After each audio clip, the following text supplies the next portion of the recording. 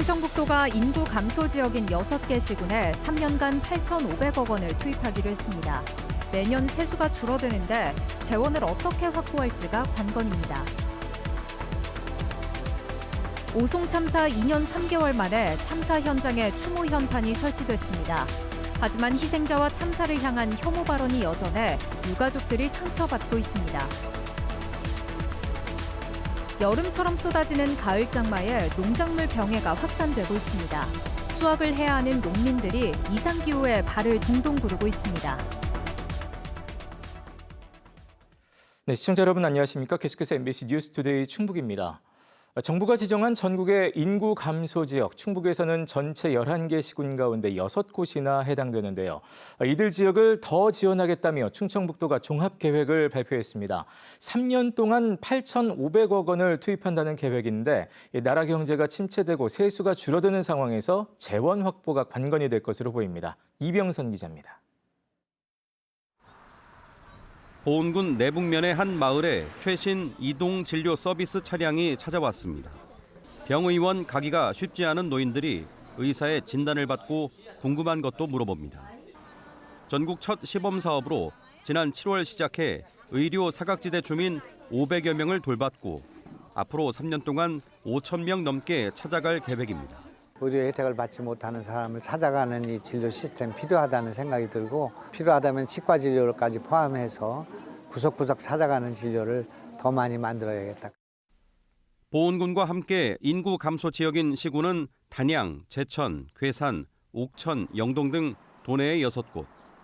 충청북도는 이들 지역에 대한 종합계획을 세워 2028년까지 8,500억 원을 투입하겠다고 밝혔습니다.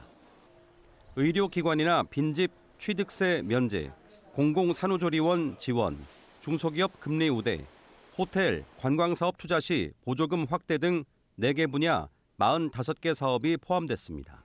충청북도 인구 감소 지역이 전부 다 그게 소백산맥이라든지 아니면 충주댐, 대청댐에 관련돼서 사실 그 지역들은 관광으로 어떻게 보면 활력을 찾아야 되는데 그 관광 투자에 대한 보조금 제도가 저희가 없었습니다. 그래서 충청북도는 정부가 주는 지방소멸 대응 기금을 집행하는 수준으로는 인구 감소를 막을 수 없어 전국에서 처음 3년 단위 종합 계획을 세웠다고 설명했습니다. 또 기존 예산과 별개로 2028년까지 980억 원을 추가 투입하겠다고 밝혔는데 문제는 경기 침체로 세수가 줄어드는 상황에서 재원 확보가 원활하겠냐는 것입니다. 평균하면 1년에 한 300억 조금 넘는 돈이 되기 때문에 이 정도 돈은 우리 도 예산 중에 저희들이 구조조정이라든지 또 기존의 일몰 사업 같은 것들 정돈하면 충분하게. 충청북도는 모든 여성, 청소년, 보건위생용품 지원 등 8건은 정부에 건의하고 내년도 예산 확보와 조례 개정에 주력해 실효성을 확보하겠다고 밝혔습니다. MBC 뉴스 이병선입니다. 오송 참사 2년 3개월이 지나 참사를 기억하고 추모하기 위한 현판이 궁평 2지하차도에 걸렸습니다. 일부 주민들의 반대 속에 석 달 동안 연기되다 결국 설치됐는데요. 유가족들은 이제 도청 광장에 추모 조형물 설치를 요구하고 있습니다. 조미애 기자입니다. 오송 참사가 발생했던 궁평 2지하차도 입구에 2년 3개월 만에 현판이 설치됐습니다. 가로 6m. 세로 30cm 크기로 오송 참사 희생자 기억의 길이라는 문구가 적혀 있습니다. 이날을 기다리며 밤잠도 이루지 못했던 유가족은 국화다발을 올리며 참았던 눈물을 연신 훔쳐냅니다. 우여곡절 끝에 설치된 이 현판을 통해 희생자들을 기억하고 다시는 참사가 반복되지 않길 간절히 기원해 봅니다. 우리 유가족들은 한탄스럽고 슬프고 안타깝고 가슴이 아픕니다. 이 현판이 앞으로 표본이 돼서 두 번 다시 이런 참사가 일어나지 않기를 바랄 마음이고요. 이거 다는 게 지금 너무나 다행스럽고. 애초 추모 현판을 설치하기로 한 건 2주기인 지난 7월이었습니다. 하지만 충청북도가 설치를 하루 앞두고 법적 검토를 이유로 취소했고 이후에는 일부 주민 반대를 이유로 설치를 보류해왔습니다. 지역을 오가는 관문에 추모 현판을 설치하면 보기에 좋지 않고 집값도 떨어진다는 이유에서였는데 일부 주민들은 현판을 설치하면 페인트로 지워버리겠다고 말하기도 했습니다. 하지만 김영환 지사까지 나서 설득하자 주민들은 마음을 돌렸고 유가족에게 사과의 뜻을 전한 것으로 알려졌습니다. 5차례에 걸쳐서 간담회를 실시를 하고 최종 지사님께서 반대 측의 그 주민들을 만나서 이해 설득을 해서 거기에 협조를 해주셔서 추모 연판은 설치됐지만 다른 추모 사업은 여전히 가로막혀 있습니다. 충북도청 광장에 추모 조형물을 설치하기로 했는데 도의회 상임위가 반대해 관련 예산을 전액 삭감했습니다. 참사에 대한 혐오이자 유가족에 대한 2차 가해라는 비판도 나왔지만 입장차가 좁혀지지 않고 있습니다. 도의회에서는 반대 민원이 있으니 공청회 같은 여론 수렴 절차가 필요하다고 주장하고 있는데 충청북도는 갈등만 부추길 수 있다며 조심스러운 입장입니다. 공청회 이전에 설명회 이전에 직접 도의회라든가 우리 집행부가 좀 더 교감을 가져서 합의가 된다면 가장 또 그런 부분이 우선적으로 중요하다고 봅니다. 오송 참사 유가족과 생존자들은 참사의 교훈을 제도에 새기겠다는 의지를 가장 분명히 드러낼 수 있는 곳이 도청이라면서 추모 조형물 설치를 강하게 요구하고 있습니다. MBC 뉴스 조미입니다. 채팅 앱으로 알게 된 미성년자를 여러 차례 성폭행한 혐의로 구속 기소된 충주시 공무원에게 검찰이 실형을 구형했습니다. 검찰은 어제 인천지법 부천지원에서 열린 결심 공판에서 55세 충주시 6급 공무원에 대해 징역 5년과 아동 청소년 관련 기관 취업 제한 10년을 구형했습니다. 이에 대해 피고인 측은 성관계에 위계가 작용하지 않았다고 반박했습니다. 이 공무원은 지난 1월부터 3월까지 경기도 부천의 한 아파트에서 미성년자를 9차례 성폭행하고 피해자의 어머니를 밀쳐 다치게 한 혐의를 받고 있습니다. 신규식 전 CJB 사장에게 자문료 명목으로 돈을 줬다 청탁금지법 위반 혐의로 수사를 받던 업체 회장이 숨진 채 발견됐습니다. 경찰에 따르면 그제 오후 1시쯤 청주시 오창읍에 세워진 차량 안에서 50대 회장과 40대 재무 담당 직원이 함께 숨진 채 발견됐습니다. 차 안에서는 유서가 발견됐으며 범죄 정황은 없는 것으로 전해졌습니다. 이 회장은 목재 회사를 운영하면서 지난 2019년부터 5년 6개월 동안 신 전 사장에게 자문료 명목으로 1억 3천여만 원을 건넨 혐의로 고발됐고 숨지기 전날인 지난 13일 검찰에 불구속 송치됐습니다. 나이트클럽에서 만난 남성들에게 수면제가 든 술을 마시게 한 뒤 돈을 가로챈 여성 2명이 검찰에 넘겨졌습니다. 이들은 약물에 취한 남성들에게 휴대전화 잠금을 풀게 한 뒤 자신의 계좌로 몰래 돈을 보냈습니다. 보도에 김주혜 기자입니다. 모텔 객실 안에서 여성 2명이 한 남성과 함께 나옵니다. 남성은 비틀거리며 여성들을 따라가는데 방 안에는 이들과 술을 마시던 또 다른 남성이 쓰러져 있었습니다. 잠들어 있던 50대 남성의 계좌에서는 1,900만 원이 여성들의 계좌로 빠져나갔습니다. 나이트클럽에서 만난 여성들이 술을 더 마시자며 모텔로 유인한 뒤 남성이 잠든 사이 돈을 빼낸 겁니다. 피의자들은 술을 더 먹자며 이 나이트클럽에서 피해자들과 함께 나와 범행 장소인 바로 옆 모텔로 향했습니다. 20대와 40대 여성 2명은 청주와 천안 일대 나이트클럽을 돌면서 같은 수법으로 남성 10명에게서 3,600만 원을 빼앗았습니다. 피해자들은 당시 상황을 기억하지 못했는데 약물 검사를 해보니 모르는 사이 술에 수면제를 섞어 마신 정황이 확인됐습니다. CCTV를 확인했을 때 그 피해자분이 비틀거리는 게 있었고 그때 당시 장면이나 뭐 했던 행동들이 다 기억이 나지 않는다고 해서 저희가 약물이 조금 의심이 돼서. 경찰에 붙잡힌 이 여성들은 불면증을 이유로 병원에서 미리 수면제를 처방받아 범행에 사용했고 가로챈 돈은 생활비로 쓴 것으로 조사됐습니다. 경찰은 2 여성을 마약류관리법 위반과 특수강도 혐의로 구속 송치하고 여죄를 수사하고 있습니다. MBC 뉴스 김주혜입니다. 최근 가을 장마라고 할 정도로 비가 자주 또 많이 내리고 있습니다. 한여름 폭염과 집중호우에 이어서 생소한 가을 날씨인데요. 건조해야 할 계절에 이렇게 비가 많이 오면서 탄저병이나 가시무늬병 같은 병해가 빠른 속도로 확산돼 농민들이 애를 태우고 있습니다. 허지희 기자가 전해드립니다. 국내 최대의 대추 산지인 보은의 대추밭입니다. 달린 대추마다 검붉은 반점이 생기는 탄저병 증상이 나타나고 있습니다. 고온다습한 환경에 곰팡이성 병해가 상품성을 떨어뜨리고 있는 겁니다. 9월 초만 해도 풍년을 기대했지만 올해는 생산량이 30%는 감소할 것으로 내다보고 있습니다. 처음에는 한 2천 톤 가까이 생산될 걸로 예상을 했었는데 가을비로 인해서 한 300~400톤 정도는 줄 걸로. 16년 농사지면서 가을비가 이렇게 온 해는 처음이에요, 처음. 벼 역시 잎에 가시처럼 반점이 생기는 가시 무늬병에 시달리고 있습니다. 넘어간 벼 밑에선 새싹이 자라는 수바라가 나타나고 있습니다.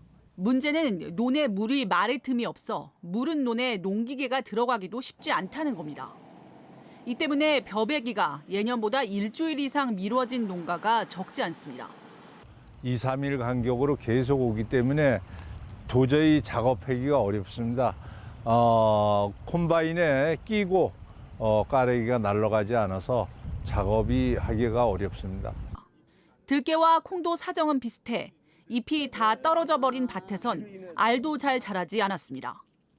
특히 작물 전환을 위해 논콩을 재배한 농가들은 배수가 쉽지 않아 뿌리가 썩는 증상도 나타나고 있습니다. 지난달 비 온 날은 17일, 이달 들어서도 이틀에 한 번꼴로 비가 내렸습니다.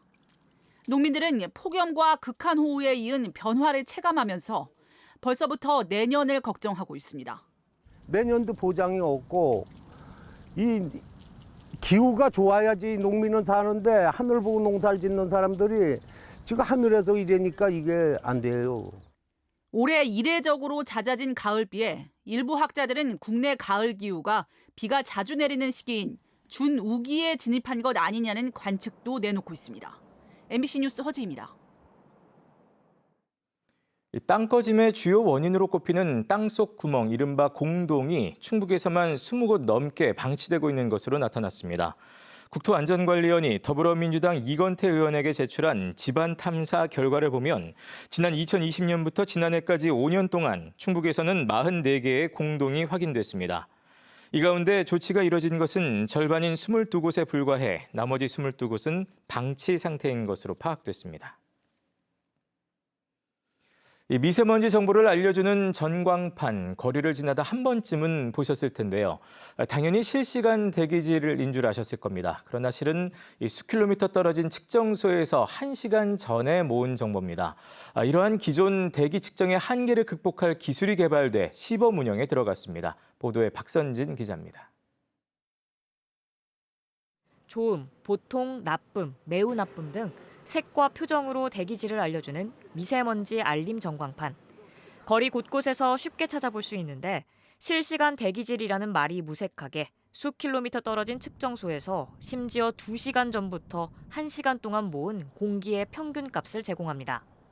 40년 전 기술을 사용하다 보니 실시간으로 정확한 초미세먼지 측정이 어려운 겁니다. 한국전자통신연구원 창업기업이 이러한 한계를 극복한 실시간 초미세먼지와 극초미세먼지 측정기를 개발했습니다. 초단위로 측정이 가능한 광산란법을 활용하고 미세먼지에 강한 열을 내뿜어 수분을 날려버리는 초소형 히터를 탑재한 게 특징으로 미세먼지가 수분을 흡수해 몸집을 키우면 측정이 어려워져 정확도가 떨어지던 기존 기술의 문제점을 보완했습니다. 실시간 데이터, 즉 1분 간격의 데이터를 제공해주는 특징을 갖고 있습니다. 아주 작은 크기의 습기 제거 장치가 있어가지고 비가 와도 안개가 많이 껴도 정확한 측정을 할 수 있는. 실제 쇠빙선 아라온호에도 탑재해 남극과 북극 항로의 극한 환경에서도 안정적으로 작동하는 등 성능을 입증했습니다. 버스 정류장이나 공원 등 실제 사람들이 오가는 대전 유성구 10곳과 서울 등 국내는 물론 미국 로스앤젤레스 등 25곳에 설치돼 실증을 진행 중입니다. 대략적으로 내년 정도의 실증 연구가 끝난다면 상용화는 국내 같은 경우는 내후년부터는 상용화하는 데 문제가 없을 것 같고요. 또 초미세먼지 노출을 최소화할 수 있도록 실시간으로 대기질 알람을 받을 수 있는 맞춤형 앱도 개발에 선보였습니다. MBC 뉴스 박선진입니다.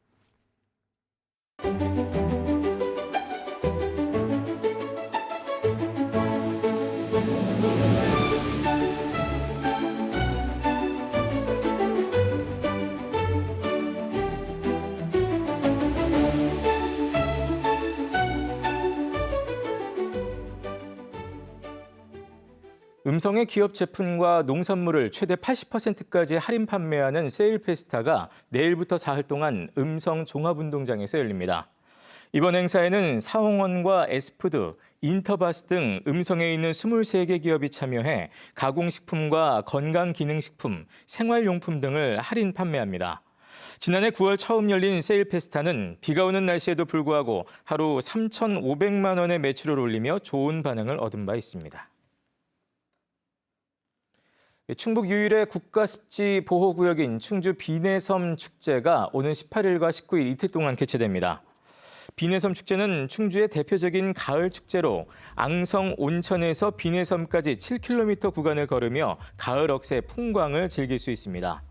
앙성 온천관광협의회는 자연 속에서 즐기는 음악 공연과 온천수 조격 등 인위적 요소를 배제한 자연 친화적 구성으로 준비했다고 밝혔습니다. 충북 북부 지역의 국도 터널과 지하차도 청소 작업으로 오는 27일부터 닷새 동안 일부 구간의 차량 통행이 제한됩니다. 통제 구간은 국도 38호선 박달재 터널을 비롯해 충주와 제천 등 북부 지역 터널 27곳과 지하차도 4곳으로 청소는 오전 9시부터 오후 6시까지 진행됩니다. 충주국토관리사무소는 통행 불편을 최소화하기 위해 한 개 차로씩 교대로 통제할 계획이지만 국도 19호선 느릅재 터널은 오는 28일 하루 동안은 양방향 통제가 이뤄진다고 밝혔습니다. 증평군이 전입 축하금을 2배 인상합니다. 증평군은 증평으로 주소를 이전한 가정에 한 명당 5만 원씩 주던 전입 축하금을 내년부터 10만 원으로 인상하는 내용의 조례 개정안을 입법 예고했습니다.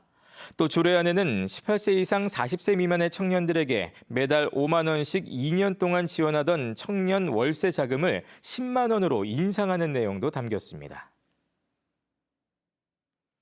옥천군이 고향사랑 기부제 도입 이후 처음으로 지정 기부사업 모금을 시작합니다. 파리올림픽 금메달리스트 김우진 선수의 모교인 이원초와 이원중 양궁부 등은 예체능 꿈나무 지원 사업을 위해 4천만 원을 모금하기로 했습니다.